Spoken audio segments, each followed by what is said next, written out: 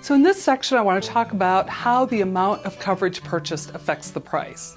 So in addition to the different flavors of policies that we described in the previous section, those that provide benefits at death if you've not used the long-term care benefits, or those that only provide benefits if you do need long-term care services, the benefits that you choose to have available when and if you need care are also a major factor in the cost of this protection. So the first major decision in designing coverage is to determine how many dollars per month you would want available from the insurance company if you needed care. Typically, the options available are anywhere from $1,500 a month to up to $10,000 per month. All else being equal, age, gender, marital status, etc., the more coverage you have available, obviously, the higher the cost of your policy. I hope you're beginning to understand why it's hard to simply answer the question, how much does that long-term care insurance cost? So let's say that you decided, for example, that $5,000 per month was what you wanted the insurance company to be on the hook for if you needed care. Remember how we talked about a basic model of car versus a luxury model? Well, I would put that $5,000 per month probably in the basic category of insurance coverage. Depending on where you live in today's world, that would give you funds to pay for 4 to 8 hours each day for someone to come into your home to help you out. And that's the type of care that is most often desired and most often used. I'm guessing that every one of you listening to this would prefer to be in your own home if you needed care, and long-term care insurance can help you do that. If the cost of care exceeds the benefits available in the policy, the additional costs are then your responsibility. Many of the people I work with are very comfortable with this type of insurance arrangement. They're able to pay a portion of the cost of care, but they really do not want to be in a position of having to pay for everything out of their own resources. But the cost of health care services of all types obviously is increasing. The actual care that $5,000 per month of insurance benefits would cover today will likely be very different if you need care years into the future. So for that reason, it's very important to address this in your long-term care planning. You always have the option available to add what is called an inflation rider to the policy at the time of the initial purchase.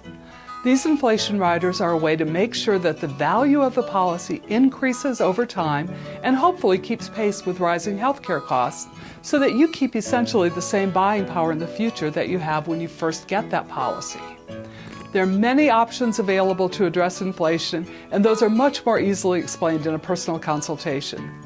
Here at Dahl & Associates, we offer those consultations both live here in our office or on the phone. Know that the insurance companies are getting more creative in the options that they are making available to meet the consumer's varying needs. So now we have your age, your health, your gender, your marital status, the monthly amount available, probably an inflation rider added to the policy. If just one of those variables is different, it can make a significant difference in the price of that policy. Each insurance company may have slightly different rates, even if all of the factors are the same.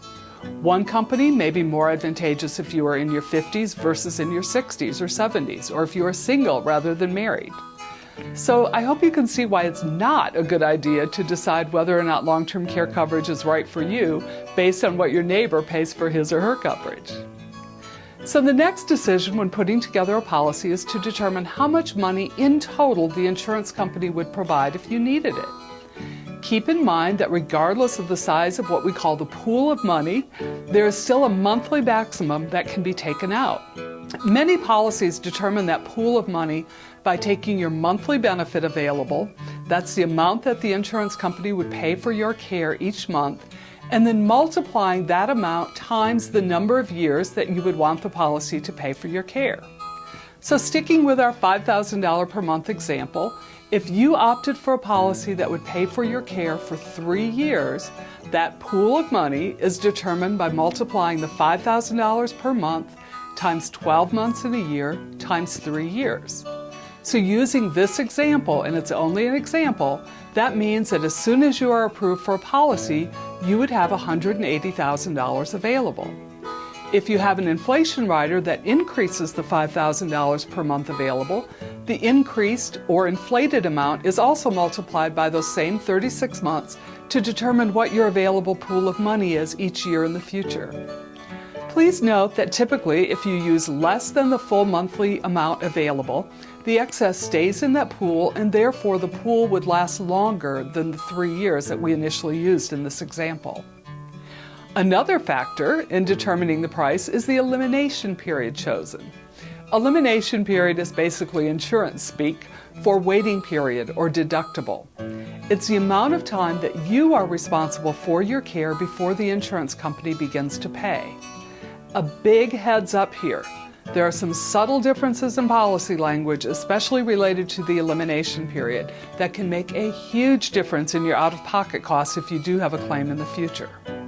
So again, there are the personal factors, the type of coverage, whether standalone long-term care insurance or a policy linked to life insurance or an annuity, the insurance company chosen, and the decisions about how much coverage you have.